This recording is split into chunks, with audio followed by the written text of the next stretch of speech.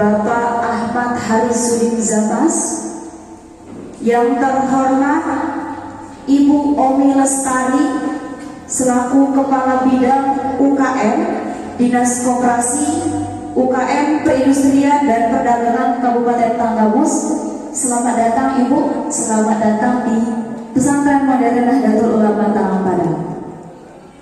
Dan tentunya yang saya banggakan, rekan-rekan peserta workshop Santripreneur tahun 2022 dengan keadaan sehat walafiat. Sholawat beriring salam, marilah selalu kita sanjung agungkan keharibaan Nabi besar kita, yakni Nabi Muhammad Sallallahu Alaihi Wasallam. Baiklah, di sini saya Kay Widya Astuti selaku moderator yang akan memimpin acara materi hari ini, yang pematerinya ini dari Ibu Omi Lestari S.M. dengan materinya berjudul Perlindungan dan Pemberdayaan UMKM. Ini tadi Ibu moderator sudah panjang lebar memperkenalkan saya. Saya asli putra daerah Talampada, ya adik-adik ya. Next, mungkin perkenalan cukup ya, tadi sudah sangat jelas ya. Nah ini jadinya pelaku usaha, nanti kalau adik-adik ingin berusaha, UMKM itu ada dasar hukumnya di bawah perlindungan hukum. Jadinya UMKM itu luar biasa sama pemerintah supaya usahanya terjaga, terus legalitasnya ada, dia ada perlindungan hukum, yaitu di bawah dasar hukumnya. Ini salah satunya adalah Undang-Undang Nomor 31 Tahun 2000 tentang Desain Industri. Jadinya ibu-ibu adik ini terbiasa audiennya bapak-bapak ibu, jadi terbiasa bapak-bapak ibu-ibu kalau ngomongnya. Nah desain, jadi misalnya nanti adik-adik desain ini kemasannya, ini ada bisa dilindungi desain supaya tidak, kenapa? Supaya tidak dijiplak orang lain atau diambil hasil karyanya. Nah ini undang-undangnya jelas, Nomor 31 Tahun 2000 tentang Desain Industri. Ada juga Undang-Undang 14 tahun tentang hak paten. Jadinya misalnya nanti yang bergerak di bidang kuliner, dia menciptakan resep masakan, ini bisa dilindungi supaya kalau ada yang jiplak, adik-adik bisa berinformasi, bisa menuntut secara perdata, karena itu ada haknya, tapi harus didaftarkan. Nah ini ada tentang paten, terus ada juga tentang merek. Misalnya nanti adik-adik buat merek, judulnya misalnya keripik Hagaku. Nah Hagaku ini itu bisa dipatenkan sehingga siapapun yang akan meniru dari desain huruf, warna dan lain-lain itu bisa kita tuntut kalau dia menjiplak. Nah terus tentang hak cipta, ini juga seperti itu. Misal bergerak di bidang desain, kerajinan dan lain-lain, kalau emang itu adalah hak cipta adik-adik, ini juga dilindungi, ada hak cipta namanya. Nah ini undang-undang tahun tentang UMKM. Ada juga tentang perizinan, terus juga yang terbaru adalah PP Nomor 7 Tahun 2021 tentang kemudahan perlindungan dan pemberdayaan koperasi, usaha mikro, kecil dan menengah. Jadi UMKM itu ada singkatannya, ya. Jadi tidak hanya UMKM, banyak suka dengar ya UMKM, apalagi kalau dengar ada bantuan untuk UMKM. Ibu-ibu yang pada lagi usaha cepat-cepat ini nemuin kepala pekon. Dan kriteria modal usaha. Ini adalah modal usaha yang aturan dimaksud adalah biaya yang Anda keluarkan saat mendirikan dan mendaftarkan izin. Untuk membedakan level usaha, batasan dapat Anda lihat dari tabel berikut ini. Jadi ini ada level usaha namanya mikro. Mikro ini di mana menilainya adalah adik-adik bisa menilai dari aset atau modal usaha adik-adik, tapi tidak dihitung gedung dan bangunan. Contoh, misalnya adik punya warung. Warung itu yang dihitung asetnya yang dimaksud level usaha mikro adalah isi di dalam warungnya. Misalnya dagangan gulanya, dagangan keripiknya, atau rokoknya, atau air mineralnya, termasuk rak-rakan estalase, timbangan, plastik, belanjaan kresek, segala macam. Nah itu yang dihitung. Tidak termasuk tokonya, apalagi ke tanahnya, jadi tidak dimasuk ya. Jadi menghitungnya adalah modal usaha atau aset tidak termasuk gedung dan bangunan. kemampuan usaha saya ini berarti saya ini di levelnya mikro, saya ini di levelnya kecil dan seterusnya menengah. Sekarang sudah paham ya? Ini ya, ini jadi kalau besok-besok ditanya, tahu nggak UMKM? Oh tahu, UMKM itu usaha mikro yang mempunyai aset atau modal usaha 0 sampai 1 miliar, itu kelasnya mikro. Misalnya ada lagi, oh saya ini bukan mikro lagi, kecil, tapi dilihat nih, kita lihat nih modal usahanya kira-kira. Adik-adik bisa menjelaskan, izin bapak atau ibu, ini mah bukan kecil. Kalau kecil itu modal usahanya dari 1 miliar sampai 15 miliar. Nah ini next ya, betul Pak, next ini ya. Nah ini kalau dilihat dari hasil penjualan, nah artinya ini udah mengukur hasil penjualannya, bukan asetnya lagi yang dilihat.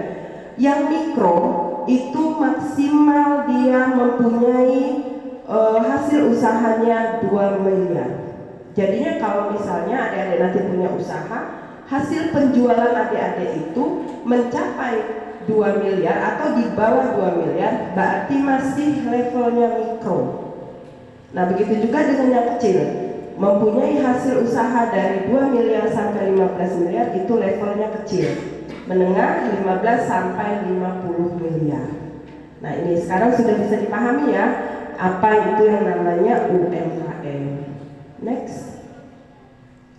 Nah ini peranan usaha mikro, kecil dan menengah. UMKM ini adalah salah satu motor penggerak perekonomian. Sekarang masa pandemi ini yang masih bertahan itu UMKM. Banyak suka dengar nggak pabrik-pabrik yang ada di Jakarta, di mana-mana saudara-saudara kita banyak pulang karena pengurangan karyawan ya, terus pabriknya ditutup. Tapi UMKM alhamdulillah masih terus bertahan di saat pandemi Covid. Makanya UMKM ini menjadi motor penggerak perekonomian kita. Sekarang pemerintah pusat ini UMKM jadi primadona.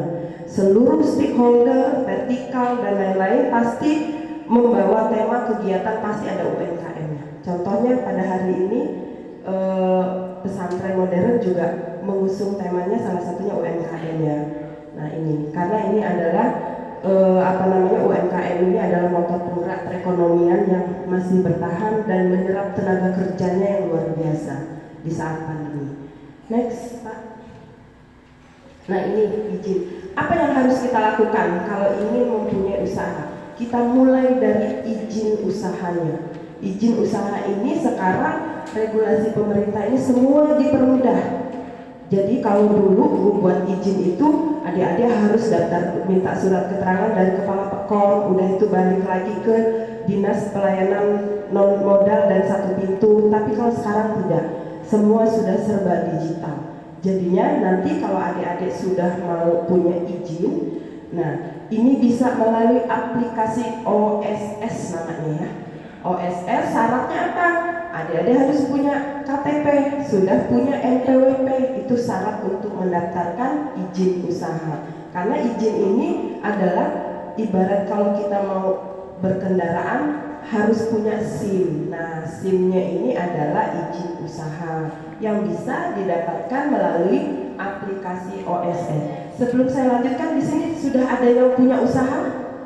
Adik-adik yang di belakang, ini kayaknya kaum milenialis sekarang justru banyak sekali UMKM Tanggamus itu justru dari kaum milenial. Banyak sekali, justru mereka banyak inovasinya, buat kafe, buat makanan, buat kerajinan, itu justru dari kaum milenial. Bahkan adik-adik kita yang kuliah di Polinera dan mana itu mereka punya usaha, jadi mereka kuliah sambil usaha. Nah sekarang makanya ini mudah-mudahan dengan diadakannya workshop ini bisa menjadi motivasi ya. Selesai workshop, waduh saya mau buat usaha lah, melihat peluang usaha di sekitar apa nih, kira-kira bahan baku di sekitarnya yang tadinya menjadi limbah, ada inovasi, gimana caranya ini menjadi nilai jual atau mempunyai nilai ekonomi ya. Next. Nah ini izin usaha adalah tanda legalitas kepada seseorang pelaku usaha tertentu dalam bentuk izin usaha mikro, kecil dan menengah dalam bentuk satu lembar. Dia hanya satu lembar. Nah tujuannya apa? Untuk mendapatkan kepastian dan perlindungan dalam berusaha di lokasi yang telah ditetapkan. Ini maksudnya adalah bahwa adik-adik ini mempunyai izin ini berarti ada perlindungan hukum, secara hukumnya terlindungi usahanya. Tapi dengan yang bisa membuat izin usaha ini adalah pelaku usaha yang menetap. Jadinya kalau misal tukang sayuran yang keliling itu nggak bisa. Karena apa? Karena alamatnya tidak menetap. Nah, yang bisa membuat izin usaha ini adalah pelaku usaha yang menetap. Ya. Nah ini. Dan yang kedua adalah mendapatkan pendampingan untuk pengembangan usaha. Jadinya semua pelaku usaha itu mempunyai hak untuk mendapatkan pendampingan dan pembinaan oleh dinas terkait. Dalam hal ini adalah Dinas Koperasi, UKM, Perindustrian dan Perdagangan. Bagaimana caranya? Adalah yang pertama adalah dia mempunyai izin usaha. Yang kedua nanti dilihat apakah dia punya usahanya apa, apakah makanan atau kerajinan. Nah itu dia mempunyai hak untuk mendapatkan pendampingan. Nah cuman karena kami ini kan tenaga kerjanya terbatas, jadinya teman-teman pelaku usaha ini yang harus proaktif, harus jemput bola ke Pemda. Kalau kami harus door to door, jumlah UKM kita baru selesai mengadakan pendataan melalui aplikasi kementerian. Jumlah UMKM yang ada di Tanggamus ini adalah 27.000 pelaku usaha dari berbagai sektor. Jadinya kalau kami tiap hari harus keliling itu tidak mungkin ya. Jadinya UMKM-nya yang harus proaktif, main silaturahmi ke dinas, nanti dilihat apakah ada pelatihan ataukah ada bantuan. Nah disitulah kita akan memberikan pembinaan atau pendampingan. Nah ini yang ketiga adalah untuk mendapatkan akses kemudahan pembiayaan dalam kelembagaan keuangan bank dan non bank. Nah dalam hal ini apa? Pernah dengar KUR? Sudah pernah dengar KUR? Nah, KUR itu adalah salah satu akses pembiayaan yang diberikan oleh pemerintah kepada pelaku usaha atau UMKM. Kenapa? Pasti ada yang ngomong gini, kan saya minjemnya di bank, bukan di Pemda atau di Dinas Koperinda. Nah, jangan salah. KUR itu hanya dibebankan 6% dalam 1 tahun bunganya oleh bank. 6% jadinya kalau dibagi 12 sekitar 0,5. Selebihnya kemana? Itu pemerintah daerah yang membayar bunganya. Karena kalau nggak salah bunga bank itu 17%, sekitar 14%. Bank nggak merugi. Nah akhirnya pemerintah memberikan akses pembiayaan bantuan permodalan melalui bank. Nah itu ya. Jadinya kalau misalnya saya nggak pernah dapat bantuan, ibu saya usaha udah sekian tahun tapi nggak pernah dapat bantuan tuh dari bupati atau pak wakil bupatinya. Padahal secara tidak langsung ibunya di rumah sudah minjem KUR. Nah itu tanpa dia sadari dia sudah menerima bantuan, manfaat bantuan pemerintah terkait permodalan. Karena kalau 14,6 berarti berapa? Sekitar 7%-an ya. Itu 7%-nya itu yang bayarin pemerintah bunganya setiap bulannya, setiap tahunnya. Nah ini kalau kita mempunyai izin usaha, otomatis saat kita mengajukan pinjaman KUR modal usaha ke pihak bank ini akan lebih dipermudah. Karena apa? Oh jelas ini ada legalitasnya, ada jaminannya izin usahanya, karena di situ tertera jenis usaha dan tempat usahanya lebih jelas. Nah ini mendapatkan kemudahan dalam pemberdayaan dari pemerintah pusat, pemerintah daerah atau lembaga lainnya. Nah pemberdayaan tadi yang saya sebutkan, mungkin dari kami nanti ada pelatihan, ada pemberian bantuan, tapi tentu itu tadi karena jumlah UKM kita itu sampai 27.000. Nah jadinya emang harus proaktif dari pelaku usahanya yang harus proaktif supaya kami di dinas ini lebih enak memantaunya. Karena kalau kami mau door to door itu tidak mungkin. Karena pegawai kami di bidang saya aja hanya ada 11 pegawai. Jadi kalau mau keliling 27.000 Pak, itu udah tidak mungkin Pak. Jadi makanya saya selalu ngomong dengan teman-teman UMKM, ayo datang ke dinas, jangan sungkan-sungkan. Kami selalu terbuka menerima teman-teman UMKM untuk mendapatkan saran, komunikasi, baik itu dari promosi, desain, perizinan, dan itu selalu kami upayakan untuk memberikan kemudahan kepada teman-teman UMKM. Nah nanti adik-adik kalau memang mau punya usaha, ayo boleh main ke dinas ya. Nanti temuin, saya mau ketemu Bu Omi. Nanti pasti ketemu, nanti kita lihat nanti usahanya apa. nanti kita bisa apa yang harus kita lakukan terhadap usahanya adik-adik. Nah ini pentingnya perlindungan dan pembayaran terhadap UMKM berlatar belakang usaha mikro. Next, ini tadi yang sudah saya jelaskan dari awal. Nah ini mempunyai peranan penting dalam pembangunan, memperluas lapangan pekerjaan, pelayanan ekonomi secara luas. Itu tadi dalam masa pandemi UMKM inilah yang masih bertahan. Nah ini upaya pemerintah daerah untuk melindungi dan membayar UMKM dilakukan adalah menciptakan lingkungan usaha yang kondusif. Itu tadi mempunyai legalitas dengan mudah melalui dengan aplikasi OSS ya. Terus meningkatkan kapasitas SDM, diklat, bimtek, magang dan lain-lain. Salah satunya hari ini yang sudah dilakukan oleh pesantren modern, tidak ikut meningkatkan kapasitas atau melakukan workshop terkait apa itu UMKM bagi pelaku usaha pemula ya. Nah ini meningkatkan produktivitas pengusahaan teknologi melalui bantuan sarana pemasaran produksi izin. Nah ini saya katakan tadi, kami selalu mendampingi pelaku usaha untuk mendapatkan izin Depkes, karena kalau yang punya usahanya nanti pengen punya usaha makanan itu wajib mempunyai izin edar dinas kesehatan yang biasa kita suka dengar namanya PIRT. Udah ada yang tahu PIRT apa singkatannya? Izin usaha industri rumah tangga. Jadi nanti kalau ditanya, oh saya punya makanan, misalnya sekarang lagi ini bener apa sih namanya makanan anak-anak itu? Basreng ya. Nah itu basreng itu wajib mempunyai Depkes. Kenapa mempunyai Depkes? Karena jangan sampai bahan atau bahan produksi yang digunakan untuk membuat makanan ini bisa membahayakan si pengkonsumsi. Misalnya dia menggunakan zat warna yang terlalu berlebihan, atau bahkan lagi ada yang namanya suka kita dengar formalin supaya lebih awet. Nah, untuk mencegah hal ini, maka setiap produk makanan atau minuman wajib mempunyai izin edar yang dikeluarkan oleh Dinas Kesehatan. Nah, ini sangat penting ya. Udah itu ada sertifikasi merek tadi yang sudah saya katakan tadi.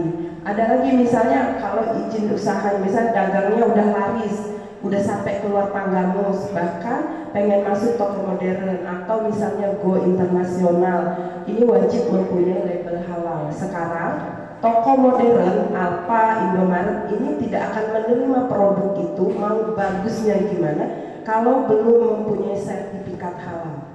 Ini sekarang menjadi syarat wajib toko modern. Nah, ini saya mau cerita sedikit.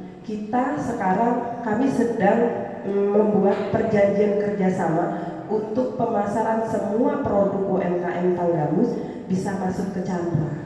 Ini sulit sekali masuk Chandra ini Pak. Kami mencoba masuk ke Chandra dari 2019 belum tembus. Alhamdulillah kemarin sudah di ACC sama Pak Chandra langsung. Yang insya Allah nanti kalau adik-adik misalnya ada kerabatnya atau apa main ke Chandra, nanti produk kita ada di situ sampai ke alpukat, pisang dan lain-lain itu bisa masuk ke Chandra. Nah ini yang keempat adalah pengembangan akses pemasaran. Nah ini pengembangan akses pemasaran adalah yang suka dilakukan oleh pemerintah agar pemasaran produk UMKM kita ini lebih maju, lebih inovatif dan bisa mempunyai harga yang bisa bersaing di luar. Apa yang dilakukan oleh pemerintah? Kami memberikan bantuan sarana usaha, peralatan sarana usaha. Contoh, misal ada UMKM yang dulu dia ngejual kopinya udah banyak, permintaannya dalam 1 minggu sudah mencapai misalnya 1 kintal. Nah, tapi kenapa? Tapi dia masih menggunakan alat manual untuk menggoreng atau merosting ya. Kalau bahasa kerennya roasting kalau kopi. Nah, apa yang kita lakukan? Kita memberikan bantuan peralatan yaitu alat roasting. Supaya apa?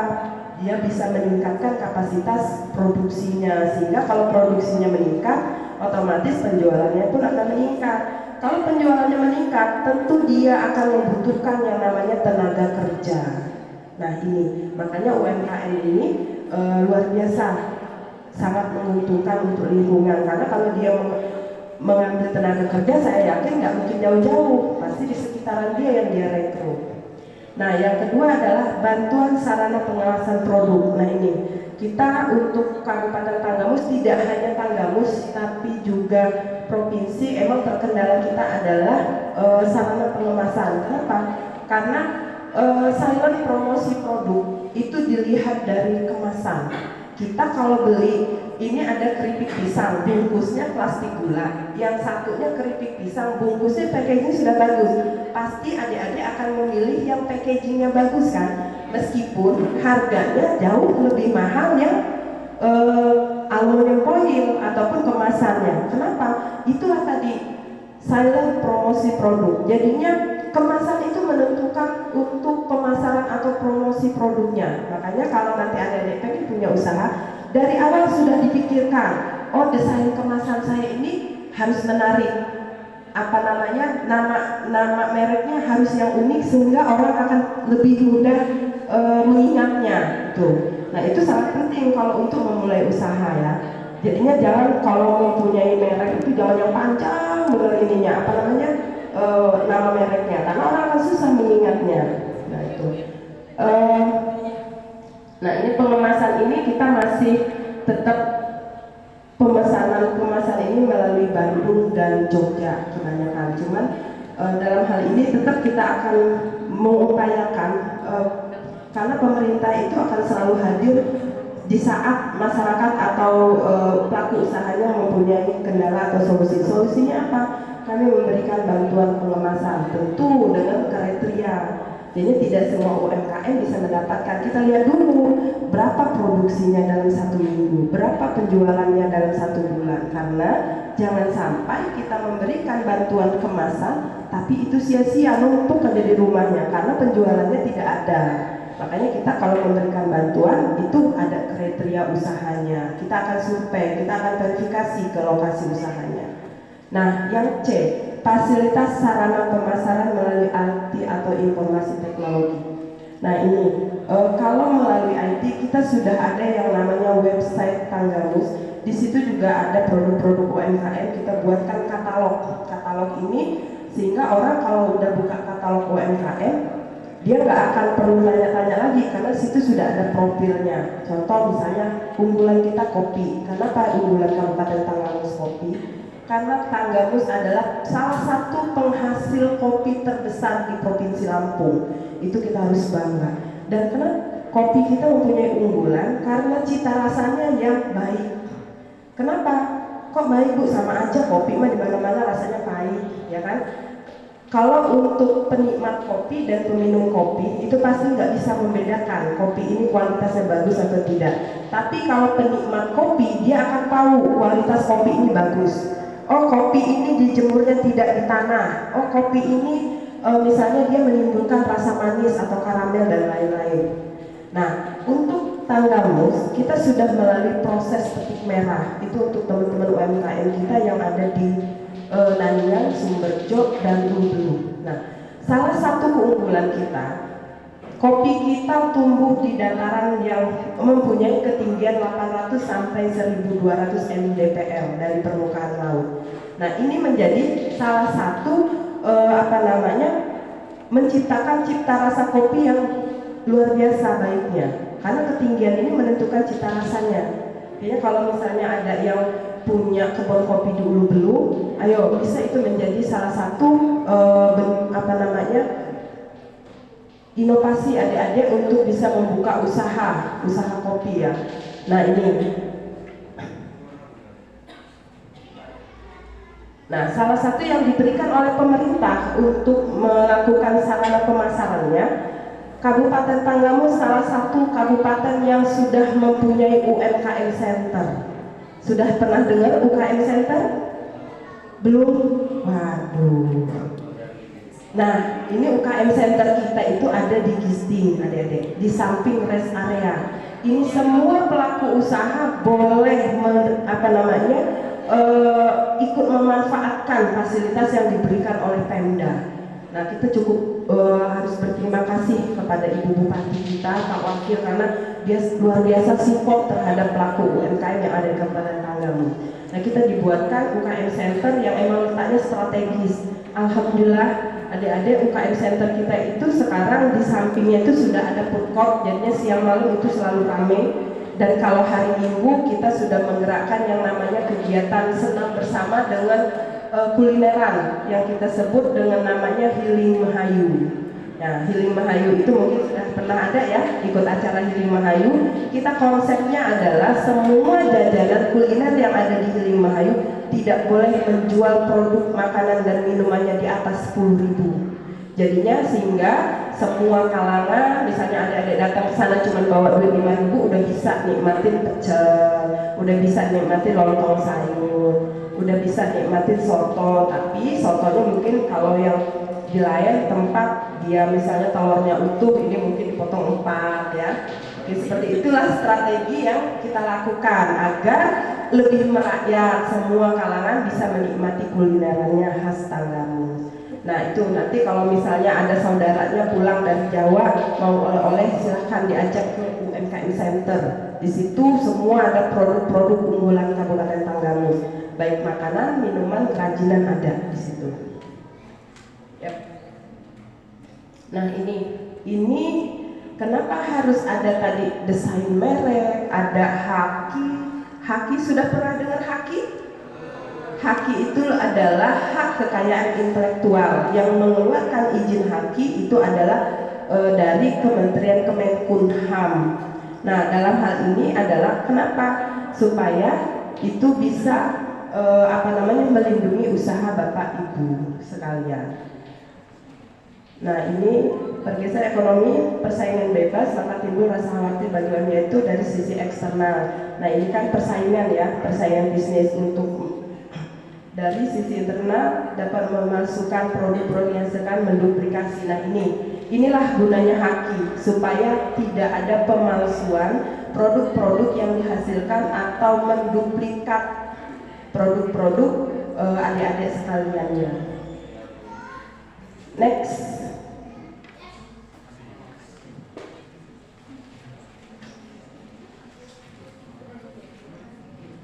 Nah ini produk-produk UMKM Indonesia banyak menilai ekonomi tinggi, memiliki keunikan, terutama sudah masuk dalam pasar luar negeri. Nah, sebenarnya kopi kita, gula semut kita itu luar biasa diminati oleh luar negeri. Tapi apa? Kita belum bisa mengikuti kapasitas permintaannya. Kenapa? Karena egosentris kita. Kemarin saya bercerita sedikit. Bulan Oktober kita melakukan festival kopi di Sarinah di Jakarta. Nah, alhamdulillah dari hasil pameran itu ada buyer dari Turki. Buyer itu sudah oke, setelah dia cicip kopi kita, dia minum, dia lihat tekstur kopinya, dia langsung melakukan pemesanan. Yang dipesan berapa? 40 ton kopi yang dia inginkan. Akhirnya apa? UKM kita tidak sanggup untuk memenuhinya. Kenapa? Karena itu tadi egosentris kita. Misal, adik misalnya punya brand kopinya misalnya Ulu Belu, punya ini misalnya kopinya Talang Padang. Sementara yang buyer tadi yang minta kan yang Ulu Belu. Nah, kalau dia sudah minta yang Ulu Belu, otomatis kopi yang 40 ton itu brandnya harus Ulu Belu. Nah, sementara yang brand Talang Padang ini tadi nggak mau dia. Saya nggak mau kalau nggak bawa brand saya, brand Talang Padang. Itulah yang harus kita rubah mindsetnya sekarang. Karena kalau kita mau go internasional, kita harus bersatu dulu. SOP-nya itu harus satu. Jadinya misalnya dari merek itu harus satu, terus sistem produksinya pun harus sama. Nah, kemarin itu hasilnya akhirnya dia tidak bisa memenuhi permintaan buyer, karena kalau udah ekspor dia nggak mungkin pesannya sekilo 2 kilo, pasti dia tonan. 40 ton itu permintaan untuk Turki. Akhirnya itu lepas, nggak bisa, karena dia nggak sanggup untuk memenuhi. Dan yang kedua, harus ada stabilitas produksi kalau kita sudah ingin go internasional atau ekspor. Kita kan sering benar ya, dia pengen ekspor, tapi kita harus lihat dulu kapasitas produksi kita semana, stabilitas produksi kita bisa nggak sudah kita lakukan. Karena apa? Itu kalau kita sudah kontrak, kita nggak boleh sampai misalnya bulan ini kita bisa memenuhi 40 ton, bulan kedua misal 20 ton, itu nggak bisa, kita kena penalti. Bukannya untung malah buntung nanti. Nah ini makanya harus ada kestabilitasan, kestabilan produksi, kapasitas produksinya harus stabil ya. Nah ini UMKM kurang peka tidak memberikan perlindungan terhadap produk. Nah ini kenapa? Ini suka kita dengar misalnya varian kita dicuri diklaim oleh Malaysia. Kenapa? Karena kita telah melindungi aset-aset kita, yaitu tadi melalui haki tadi. Nah, jadi kalau nanti adik-adik ingin memulai usaha, segera hak patenkan hasil karyanya supaya apa? Tidak dicuri atau diduplikan orang. Ini ada kejadian lagi, saya cerita. UMKM kita yang ada di Ulu Belu namanya Blue Kopi. Nah, dia ini sudah kontrak dengan buyer di Jakarta. Dia satu bulannya berapa ribu bungkus kopi. Dia sampai akhirnya dia pesan kemasan 41.000 kemasan karena dia sudah yakin ada yang mau beli. Tiba-tiba ada yang mensomasi dia. Kenapa disomasi? Setelah kami pelajari, somasinya itu bukan tulisan, bukan merek, tapi lapasnya, pengucapannya yang sama dia somasi. Nah makanya dari awal ini sangat penting, jangan sampai kita mempunyai ide mengpatenkan hasil cipta kita setelah kita sudah nge-branding, sudah terkenal, tapi segera hak patenkan usaha kita dari awal supaya apa? Itu tadi, jangan sampai, karena kalau kita masih kecil nggak ada orang yang mengganggu kita. Misalnya adik-adik masih jual keripiknya misalnya 1 minggu 1 kilo 2 kilo, nggak ada yang mengganggu. Tapi saat adik-adik sudah besar, penjualannya sudah terkenal, disitulah mulai ada orang yang ingin menduplikat atau mencuri hak desain, hak patennya. Contoh suka kita dengar ya, misal dia usaha, dia jadi karyawan, misalnya adik-adik mempunyai usaha kuliner apa makanan. Nah karyawannya itu setelah sudah dia tahu, udah paham nih cara produksinya, tiba-tiba dia keluar, dia buat usaha sendiri. Sering kejadian seperti itu kan? Karena dia apa? Dia sudah tahu resepnya. Tapi kalau adik-adik sudah menghakikan resep dari resepnya, dari desainnya, dari kemasannya, itu tidak bisa dilakukan orang lain untuk menduplikat. Itu adik-adik bisa menuntut dia. Jadi tidak boleh sama dengan resep yang sudah kamu hakikan. Nah ini pentingnya hak paten untuk perlindungannya ya, haki. Next.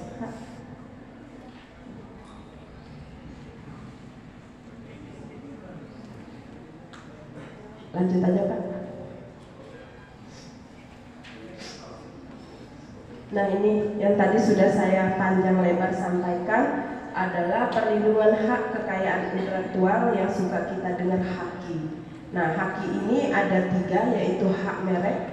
Merek itu tadi saya sampaikan, misalnya adik-adik punya merek namanya kopi misalnya kopi. Nah kalau untuk buat merek saya sampaikan ya, merek itu tidak boleh membawa nama daerah, itu tidak boleh. Jadi misalnya kopi Ulu Belu itu tidak boleh karena Ulu Belu itu nama daerah.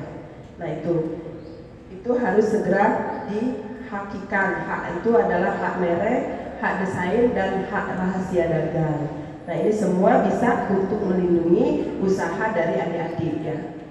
Next. Nah ini hak merek. Hak merek ini diatur oleh Undang-Undang Nomor 15 tahun 2021, jangka waktunya 10 tahun. Contoh ini, merek itu yang dimaksud misalnya ini keripik pisang ketawa.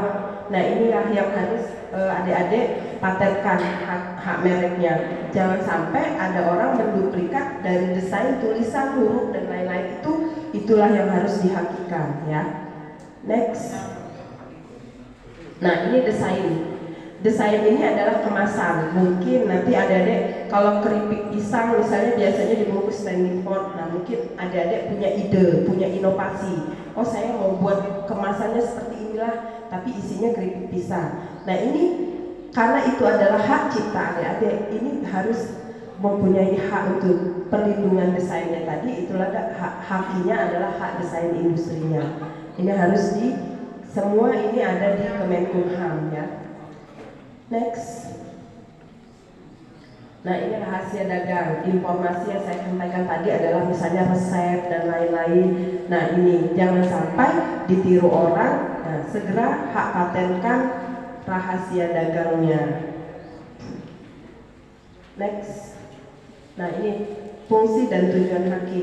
sebagai perlindungan hukum terhadap pencipta dan karya ciptanya, sebagai bentuk antisipasi pelanggaran haki mencegah orang-orang menggunakan atau menjiplak karyanya. Sampai sini ada yang belum dipahami? Silahkan. Ini Pak izin, saya dulu waktu kuliah nih. Ciri-ciri audien tidak konsentrasi adalah yang pertama sibuk dengan urusannya, bisa nulis, main HP atau ngobrol. Nah itu salah satu bentuk audien yang sudah tidak konsentrasi dengan si narasumber. Tapi saya yakin ini pada hari ini kayaknya konsentrasi semua Pak. Saya lihat ke depan meskipun nanti menyimak atau tidaknya nanti bisa ketahuan. Nanti kalau tidak mau nanya nanti saya nanya ya. Nah, lebih baik nanya daripada ditanya. Ayo, mulai sekarang mikir nih. Yap, next. Nah ini saya yakin yang ditunggu-tunggu. Ya, pada negeri kami mengabdi. Saya yakin adik-adik senang benar udah keluar slide yang ini ya.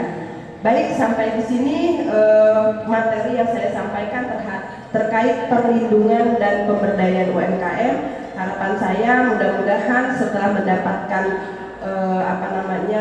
informasi yang saya berikan pada hari ini bisa bermanfaat, bisa menjadi motivasi yang tadinya misalnya belum ketemu ide usaha apa yang akan dilakukan. Mudah-mudahan pulang dari sini sudah ketemu nih ide-ide usaha, memanfaatkan apa yang ada di sekitar kita. Nah, dan sampai dari sini saya beri kesempatan untuk bisa bertanya. Sebelumnya saya kembalikan ke moderator. Ya, terima kasih Ibu. Oke teman-teman, mungkin ada yang ingin bertanya, silakan dipikirkan dulu pertanyaannya. Ingat, narasumber kita ini hanya satu kali ini, tidak akan diulangi lagi. Tadi kan sudah dibahasnya sudah cukup banyak. Saya yakin ada hal-hal baru yang ingin ditanyakan. Tapi mungkin ada yang masih ragu-ragu, masih takut. Jangan takut, kita ini adalah pemuda itu penerus bangsa. Kalau takut terus sampai kapan? Jadi saya persilahkan untuk menyiapkan pertanyaannya, kemudian nanti bisa ditanyakan kepada narasumber. Itu kayaknya ada yang nanya tuh Mbak. Ya ada. Ya, pojok. Silakan yang mau bertanya boleh maju ke depan. Ya, yang mau bertanya silakan maju ke depan.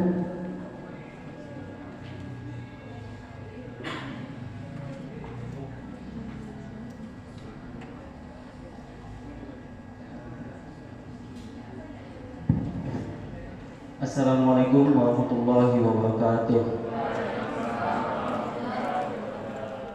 Nama saya Aldian, izin bertanya. Di sini saya mendengar dan yang Ibu jelaskan tadi, masalah kalau kita membuat brand atau produk jangan membawa nama tempat. Yang saya belum jelas alasan yang lain untuk, sedangkan kalau kita punya tujuan untuk meningkatkan UMKM kita di desa Tanggamus ataupun Pesawaran atau PSEU, kan kayak lebih mengenalkan desa kita atau mengenalkan produk kita adanya di Tanggamus. Nah, kenapa alasan nggak boleh membawa nama tempat? Itu yang lebih kenapanya itu.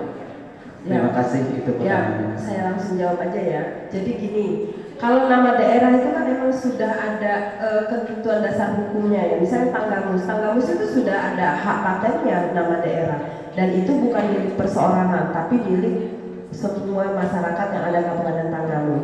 Kalau terkait misalnya alamat, betul. Nanti di desain kemasan itu di bawahnya ada yang namanya alamat produksi. Nah, itu bisa kita masukkan misalnya Talang Padang Tanggamus. Nah, mungkin seperti itu ya. Jadinya salah satu syarat desain kemasan itu adalah, yang pertama adalah nama merek, yang kedua adalah ada di situ namanya alamat produksi. Nah, yang ketiga dia ada berat bersih atau neto, sehingga orang akan membeli si produk ini tidak perlu bertanya lagi. Ini misalnya 15.000 ini dalam berapa gram di situ. Terus ada yang namanya kalau makanan dan minuman tentu harus ada tanggal produksi dan tanggal expiry date-nya, sehingga kita bisa melihat ini makanan masih layak dikonsumsi atau tidaknya. Ada namanya nomor PIRT yang tadi sudah saya sampaikan. Ada juga misalnya label halalnya. Itu salah satu syarat desain kemasan. Mungkin seperti itu ya. Jadi untuk alamat produksi untuk membawa nama tangga itu benar, itu kita wajib membranding daerah kita. Nah, tapi itu nanti ada di bawah adalah yaitu alamat produksinya. Ya. Ya, terima kasih Bu.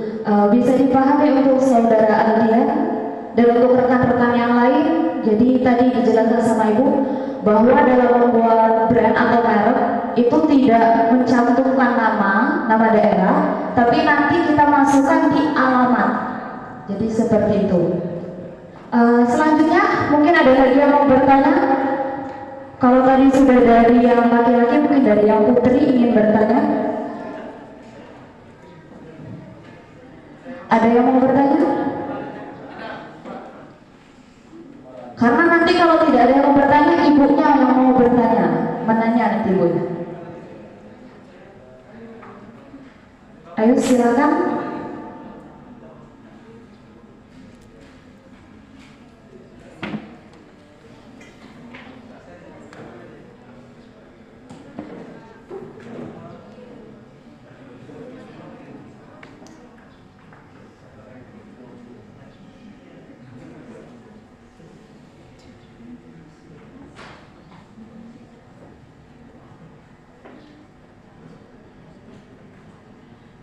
Sebelumnya selamat pagi Bu, izin memperkenalkan diri, nama saya Dita Delia Sapitri. Di sini saya ingin bertanya, bagaimana mengevaluasi agar sesama pedagang bisa berkontribusi dalam suatu produk di ajang go internasional? Terima kasih. Ini bagus ya pertanyaannya, luar biasa. Berarti ini inovasinya udah tinggi sekali ada ini, pengen go internasional. Jadinya gini, mengevaluasinya itu jelas dilihat misalnya kapasitas produksi kita sudah sejauh mana, minat pasar kita sejauh mana, karena penjualan itu menentukan artinya produk kita diminati. Semakin penjualan kita banyak, semakin luas, berarti minat produksinya sudah bagus. Nah, kalau untuk go internasional sudah saya katakan tadi, kita harus bisa mengukur kapasitas produksi kita semana. Udah itu stabilitas produksinya dalam hal ini bahan baku. Jangan sampai saat ada permintaan adik-adik tidak bisa memenuhi, sementara adik sudah kontrak ini untuk go internasional, untuk ekspor. Makanya dari awal saya katakan harus ada koordinasi. Misalnya sesama teman mempunyai usaha keripik, nah ini harus bisa saling bersinergi. Tidak masalah misalnya pakai brandnya si A, misalnya Mbak Fitrinya pakai brand Mbak Fitri, tapi tentu dengan SOP atau produksi yang harus satu sama. Jangan sampai misalnya keripik pisang si A yang Mbak Fitri ambil ternyata terlalu asin, atau misalnya kalau dia keripik pisangnya manis kemanisan. Nah itu yang harus dibangun komunikasi, koordinasinya. Nah tentu juga bahan baku tentu kualitas bahan baku itu harus dipikirkan. Nah jadinya mungkin seperti itu jawabannya. Ya.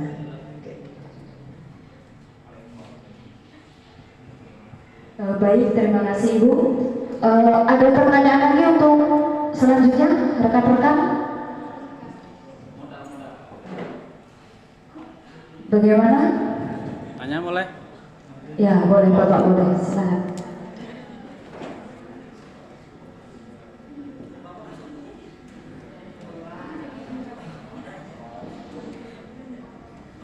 Bismillahirrahmanirrahim. Assalamualaikum warahmatullahi wabarakatuh. Sebelumnya saya ucapkan terima kasih kepada Ibu, dan tolong sampaikan kepada Ibu Bupati sudah lumayan banyak keliling ke kampung-kampung, ke pekon-pekon untuk memperkenalkan UMKM nya. Karena saya aktif di YouTube, itu saya pernah jalan-jalan ke Arnalingan, ada salah satu UMKM yang seorang pelukis bakat, dan alhamdulillah itu sudah diapresiasi sama Ibu Dewi, datang langsung. Dan yang ingin saya tanyakan adalah apakah ada istilahnya dari Pemda ke Pekon itu untuk supaya Pekon mencari UMKM yang ada di situ gitu. Karena sebelum itu dikunjungi oleh Bupati dan diliput oleh TV nasional, sebelum ke sini kepala Pekon Irtik itu nggak tahu. Iya. Sehingga saya punya inisiatif, kalau saya nggak bisa beli lukisannya, kenapa nggak saya viralkan saja gitu. Dan alhamdulillah sudah dikunjungi sama Ibu Bupati dan diapresiasi sama beberapa TV nasional. Itu yang pertama. Yang kedua, untuk masalah merek tadi, kata Ibu tadi nggak boleh namanya merek dagang harus nggak boleh daerah. Saya itu di YouTube, kalau di YouTube itu gimana Bu? Soalnya di YouTube itu saya punya merek, mau saya launching itu membawa nama Tanggamus. Misalnya yang sudah saya buat itu si bolang dari Tanggamus. Itu apakah nanti mempengaruhi pada hak itunya atau bagaimana kalau di YouTube itu? Ini itu saja yang saya sampaikan. Assalamualaikum warahmatullahi wabarakatuh. Ya, terima kasih Bapak. Betul Pak, itu namanya Pak Muhlisin yang lukis bakar itu. Makanya kata saya tadi, kami mempunyai yang namanya keterbatasan tenaga pegawai. Pegawai saya terus terang saya mempunyai anak buah 11 orang. Nah, sementara UMKM kita ribuan jumlahnya. Makanya dari sini kami selalu setiap tahun ini kita ada pendataan. Nah, maksud saya dari pendataan ini kita ambil yang namanya enumerator itu dari kecamatan. Kenapa kita ambil dari kecamatan? Kita mitranya kecamatan supaya lebih tahu pelaku usaha yang potensial di daerah dia itu apa. Kepala Pekon harus merekomendasikan bahwa ada pelaku usaha yang emang perlu kita dampingi. Nah, karena kalau menunggu dari kami, Pak, tentu kami ada keterbatasan. Nah, kemarin alhamdulillah emang betul setelah dia ini masuk ke YouTube ya, kalau nggak salah Muhlisin dan Ibu Bupati, itu Ibu Bupati langsung telepon saya. Itu Mi katanya ada di Naninya lukisan bakar. Siap, saya minta nomor telepon. Saya telepon camatnya, Bang Royal kan. Bang, tolong saya minta nomor telepon pengrajin. Akhirnya apa? Saya ketemu dengan dia. Alhamdulillah sudah kita bawa untuk pameran Kriya Nusa di JCC ya. Beliau. Cuman apa kelemahannya Pak Muhlisin? Jadi kita ini kalau kita punya kemampuan tapi kita tidak berinovasi, kita akan ketinggalan ya. Mungkin kita bagus di kampung kita, tapi saat kita bawa keluar kita akan saingan seluruh Indonesia. Kriya Nusa itu seluruh Indonesia pengrajinnya. Makanya saya arahkan dengan Muhlisin, Bang, kamu harus berinovasi, tidak hanya lukisan. Karena apa? Tidak semua orang ini senang lukisan, ya kan? Apalagi kalau yang Muslim, rata-rata kan nggak mau lukisan ada di dalam rumahnya. Coba berinovasilah untuk membuat kerajinan yang lainnya. Contoh, kata saya, buat nampak dan lukisan bakar itu kan dengan motif misalnya ziger, pucuk rebung yang bisa diaplikasikan di dalam ekonomi kreatifnya. Misalnya ada tempat asbak atau misalnya tatakan gelas dan lain-lain, bingkai foto, kata saya. Jadi berlebih berinovasi, jadi jangan terlalu pakem dengan. Jadi kita itu kalau usaha yang kita lihat itu adalah minat pasar. Jadi jangan ego keinginan kita, karena yang harus kita baca itu minat pasar ini kemana ini arahnya. Contoh, ada pengrajin tenun kita yang di Sumberjo. Kita sudah wanti-wanti. Kalau orang Lampung, terus terang saya orang Lampung, senangnya yang cerah-cerah, merah, warna oranye. Sementara kalau di luar minat pasar, apalagi kalau kita mau ngarahnya go internasional, bule itu nggak suka warna cerah. Mereka lebih senangnya ke soft, warna-warna yang lebih misalnya yang pastel ya bahasanya ya. Mungkin jadi kita nggak boleh ego. Oh saya nggak mau buatnya kalau nggak warna ini. Tetap kita harus ada pakem. Pakem kita misalnya contoh Kabupaten Tanggamus, pakem kita adalah gelang ketupat. Belah ketupat itu adalah ciri khas kerajinan Kabupaten Tanggamus yang sudah kita hakikan di Kemenkumham. Makanya sekarang belah ketupat itu sudah dikenal. Banyak orang kalau udah melihat belah ketupat itu akan orang tahu, oh itu dari Tanggamus Lampung. Nah kemarin Bang Nulisin juga sudah saya kasih arahan, karena kita bawa lukisannya itu ke Krianusa JCC Pak. Itu nggak main-main kita bawanya ke tingkat nasional pameran itu. Karena apa? Itulah tujuan bentuk pendampingan pemerintah terhadap promosi atau branding produk yang ada di Kabupaten Tanggamus. Itu kalau mau tahu, kita sewa setangnya itu sampai 75 juta. Setang dengan ukuran 3x3. Kalau di Jakarta itu setangnya luar biasa. Nah, kalau misalnya saya nggak pernah dapat bantuan, tapi produk Bapak Ibu misalnya adik-adik sudah kita bawa pameran, artinya itu sudah dapat pembinaan branding atau promosi produknya dari pemerintah. Artinya pemerintah sudah peduli. Nah, Nulisin itu kemarin seperti itu Pak. Nah, dia kemarin itu sempat sih buat kayak nampan. Nah, itu laku nampan dia. Tapi kalau lukisan itu tadi orang akan hanya kalangan tertentu, apalagi lukisan Pak Nulisin itu dia misalnya kayak apa sih? Kayak Wali Songo, kayak apa itu kan ya, seperti itu dia buatnya. Atau mungkin kaligrafi, saya sudah arahkan dia sebenarnya. Misalnya buat tempat untuk kantor itu tempat pulpen kata saya, misalnya dari pot ataupun misalnya lukisan bakar centong sayur itu kan bisa kata saya dari oh iya Bu siap Bu, karena intinya kalau kita usaha itu kan cari uang ya sebenarnya ya. Nah kalau kita mau usaha kita maju, kita harus melihat minat pasar ini kemana arahnya. Jadinya jangan keinginan kita aja, tapi tetap pakemnya ada. Misalnya ciri khasnya Pak Mulis ini di mana nih lukisan bakarnya yang tidak mungkin ditiru oleh orang lain. Nah mungkin seperti itu. Nah kalau tadi yang kedua pertanyaannya apa ya, sampai lupa saya. Oh iya, si bolang ya. Jadi gini, kalau si bolang kan jelas, kalau itu kan judul ya. Kalau itu judul bukan merek ya. Kalau judul itu sah-sah saja membawa nama tangga, misalnya si bolang dari Tanggamus. Nah, kalau yang dimaksud dari merek tadi adalah merek dagang, merek kemasan, misalnya Tanggamus kopi. Nah, ini yang nggak boleh ya. Karena apa? Tanggamus ini kan milik orang banyak. Nah, tapi misalnya kopinya, misalnya kopi apa? Misalnya ada kopi mereknya Sena Kopi, di bawahnya ada diproduksi oleh Talang Padang Tanggamus. Jadi kita tetap bisa membranding daerah kita. Gitu. Maksud saya itu ketika itu jadikan nama channel. Kalau nama channel mungkin itu nggak masalah ya, karena kalau dalam hal ini udah masuk ke media ya. Kalau nama channel saya yakin nggak masalah. Tapi kalau dalam hal ini khusus yang saya sampaikan tadi adalah suatu produk kerajinan, makanan, minuman dan lain-lain yang harus mempunyai merek. Tapi kalau nama channel dan lain, saya rasa itu nggak masalah. Iya. Soalnya saya lihat itu youtuber dari Kalimantan itu bawa nama kabupaten masing-masing. Ya, karena betul kita terus terang waktu ada lomba inovasi pembuatan video rata-rata pada bawa nama daerah, misalnya Pijar Api dari Wonosobo gitu ya, nggak masalah kalau itu. Kalau yang di sini yang dimaksud desain merek itu adalah untuk suatu produk.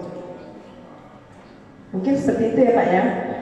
Cuma upaya dari Pemkab ke Pekon gitu maksud saya. Ini Pekon kan jarang loh Bu memviralkan gitu. Ini kita kenalkan gini loh, membuat langseng atau membuat kalau rajut udah ada nyampe ke Jagung waktu itu.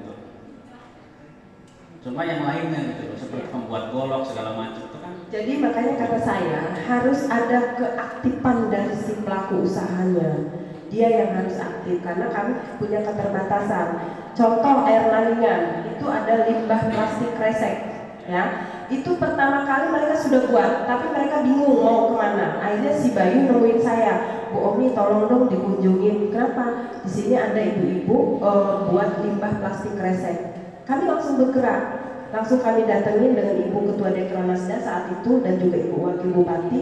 Alhamdulillah sudah berkembang. Nah kemarin itu menjadi salah satu inovasi inovasi government award dari Kemendagri. Kita mendapatkan salah satu kabupaten terinovasi Nah, kita kemarin kembali 3 tahun berturut-turut mendapatkan 3 untuk Kabupaten Tanggamus. Nah, untuk tahun ini yang diangkat adalah limbah plastik itu tadi.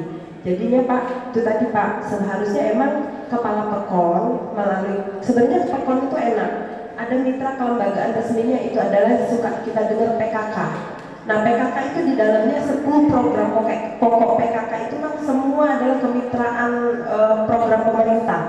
Nah, di situ PKK suka ada yang namanya Bajar, ada yang namanya Bajar UP2K dan lain-lain. Nah, itu salah satu pameran Bajar, itu salah satu adalah untuk fasilitas promosi atau branding suatu produk. Nah, kita selalu kan suka ya, kalau orang yang tidak memahami atau seperti apa, saya kurang paham, pasti berbicara jadi ngapain pameran-pameran ngabisin dana aja. Tapi tanpa dia sadari, pameran itu adalah salah satu bentuk fasilitas promosi yang efektif sekali. Karena apa? Teman-teman UMKM kita yang rajin ikut Bajar, yang rajin ikut pameran, alhamdulillah produknya sekarang udah luar biasa penjualannya. Nah, jadinya salah satu promosi. Sekarang nggak usah ngomong usaha mikro, Pak. Kelas pabrikan aja promosi produknya berani bayar mahal iklan di TV loh. Bahkan sampai mereka ada SPG misalnya suka keliling kan ibu-ibu atau cewek-cewek jual Yakult dari kantor ke kantor. Itu apa?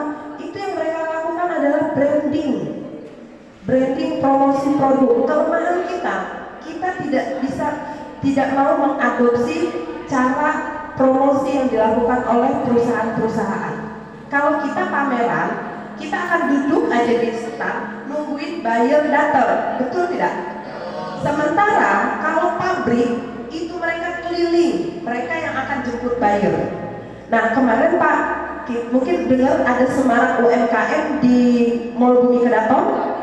Nah, konsep itu kita rubah.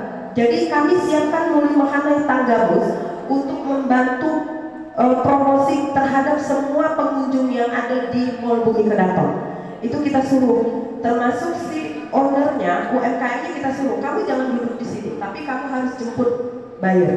Kamu harus tunjukkan, silakan kalau misalnya produk makan, ibu silakan ini produk otak-otak dari Kabupaten Tanggamus, ibu ini silakan ini wine lemon madu dari Kabupaten Tanggamus. Apa yang terjadi? Dalam 3 hari penjualan kita hampir 700 juta. Itu saya jadi sampai di luar juga Pak Sekda sampai, kamu yakin Om ini penjual? Betul Pak, karena setiap jam 4 itu kita kasih yang namanya belangko penjualan setiap klaster. Kita bentuknya klaster. Jadi kita rubah mindset. Kalau selama ini misalnya dinas pertanian semua kopi segala macam ada kerajinan numpuk di situ, tapi kita rubah mindsetnya menjadi klaster. Ada klaster perkebunan, ada klaster pertanian, perikanan, kerajinan, wastra dan lain-lain. Nah, itu luar biasa. Jadinya kalau yang namanya pameran Bajar itu emang sangat efektif untuk promosi dan pemasaran produk. Tapi konsepnya kita jangan duduk diam. Karena kalau selama ini konsep kita kalau di pameran kita nungguin di belakang meja nunggu buyer datang.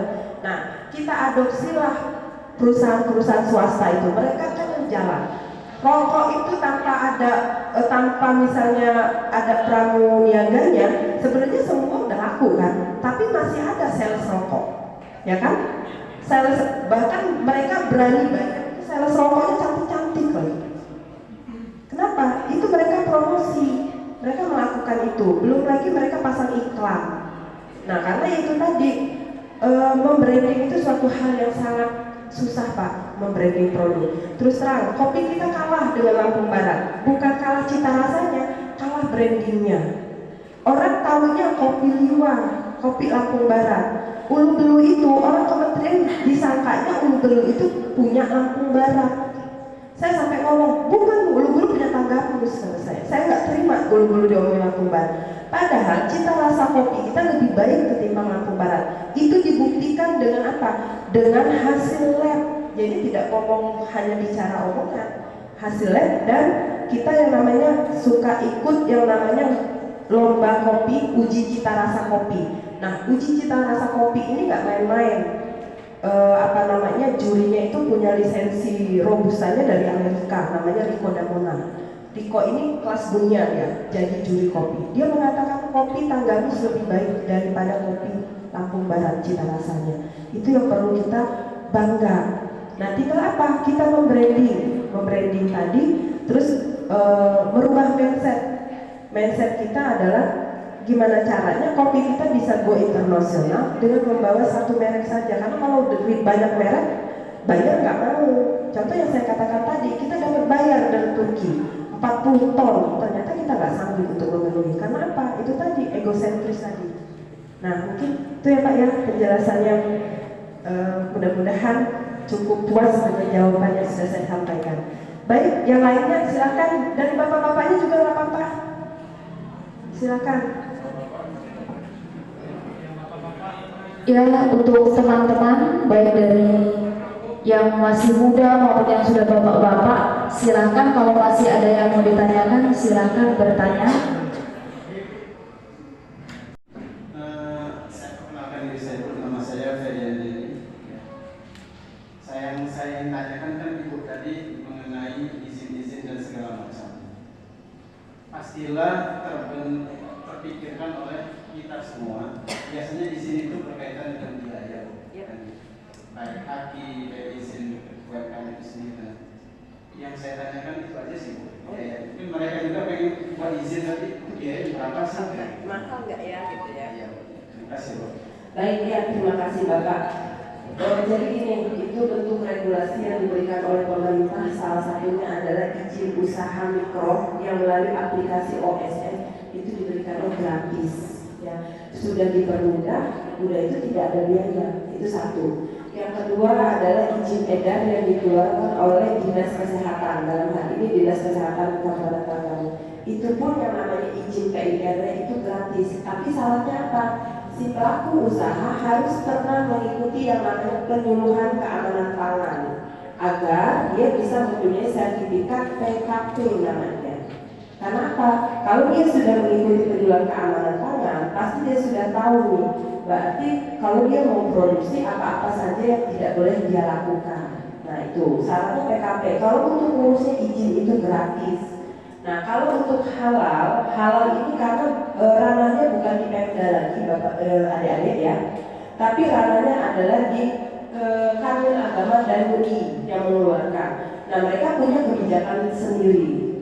Kalau saat ini masih ada program yang namanya Sehati Halal. Nah Sehati ini kalau sampai saat ini program itu diberikan gratis. Pendaftarannya melalui online, nanti ada pendampingan dan audit tetap dilakukan. Audit tetap dilakukan di tempat produksi. Itu untuk halal ya. Kalau halal di tahun 2018 itu masih ada biayanya lumayan karena itu terkait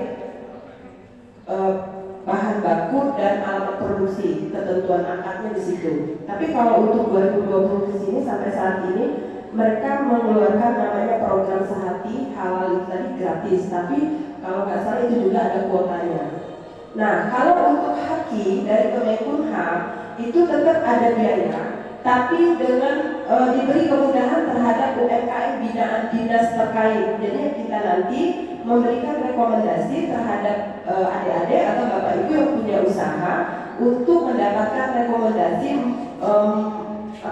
mendaftarkan hak kekayaan intelektualnya, sehingga ada kemudahan biaya sebesar 50% yang dibebankan. Kalau nggak salah itu biayanya sekitar 250.000 saja kena negerinya.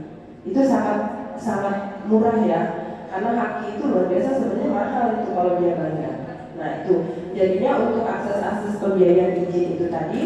Kalau untuk izin usaha OSS yang selama ini kita pernah melalui Dinas Satu Pintu itu gratis. Kalau untuk izin edar PIRT yang dikeluarkan oleh Dinas Kesehatan itu juga gratis. Tapi kalau terkait MUI, halal dan haki tadi, karena itu emang ranahnya kebijakannya bukan di Pemda tapi pihak vertikal, itu ada biaya. Tapi tetap ada kemudahan yang diberikan, yaitu tadi rekomendasi yang bisa kita keluarkan untuk si pelaku usaha sehingga dapat mendapatkan kemudahan pembayaran 50%. Mungkin seperti itu Pak. Ya, terima kasih Bu. Untuk teman-teman, saya rasa sudah jelas atau belum? kemudian tadi sertifikasi halal. Sudah jelas atau belum? Kalau belum boleh bertanya lagi. Bagaimana? Coba kita tes dulu semangatnya. Workshop Santri Preneur tahun 2022.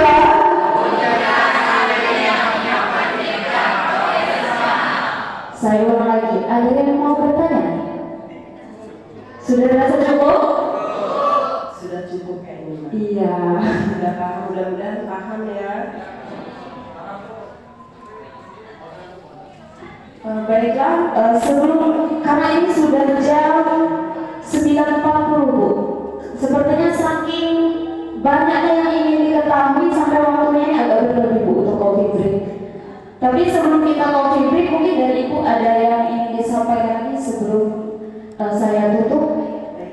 Ya, terima kasih sekali atas sambutannya, atas antusiasnya dari adik-adik. Mudah-mudahan apa yang sudah saya sampaikan bisa bermanfaat, bisa menjadikan motivasi untuk bisa menjadi wirausaha pemula yang handal di Kabupaten Bangladesh ya.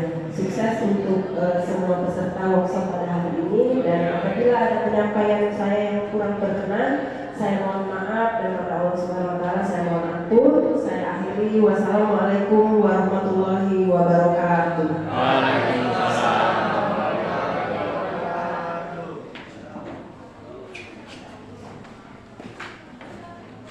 Ya, demikian tadi penyampaian dari Ibu Omi. Ibu Omi Lestari Eskom MM. Terima kasih sudah menyampaikan materinya, dan saya rasa materi tadi pasti akan sangat-sangat berguna untuk kami supaya kedepannya jika nanti memiliki usaha UMKM bisa melakukan yang seperti yang Ibu arahkan tadi. Baiklah rekan-rekan, demikian tadi materi kita. Materi mengenai perlindungan dari pemberdayaan UMKM. Sedikit saya rangkum dari yang telah beliau sampaikan. Pertama mengenai UMKM tadi, UMKM usaha mikro kecil menengah, yang dalam ketika kita membuat UMKM perlu mendapatkan izin dari usaha kita tersebut, dan juga mempatenkan merek atau brand kita ke hakim. Dan juga kita sebagai pelaku usaha harus aktif berkomunikasi dengan dinas Koperinda agar kita bisa memperoleh berbagai macam manfaat dari dinas terkait guna meningkatkan dari produk kita sendiri. Dan untuk izin usaha tadi sudah disampaikan bahwa izin usaha, untuk mendapatkan izin usaha kita bisa ke dinas terkait dan itu gratis. Jadi jangan takut kalau mau membuka usaha karena izinnya gratis. Terima kasih Ibu, dan mungkin cukup sampai di sini ya untuk materi yang pertama. Setelah itu kita ada kopi break. Saya selaku moderator mohon maaf apabila dalam saya memimpin ada banyak kesalahan, dan kepada Allah saya mohon ampun. Saya akhiri, mohon muwafiq ila aqwamit thoriq. Wassalamualaikum warahmatullahi wabarakatuh. Untuk teman-teman boleh untuk kopi break.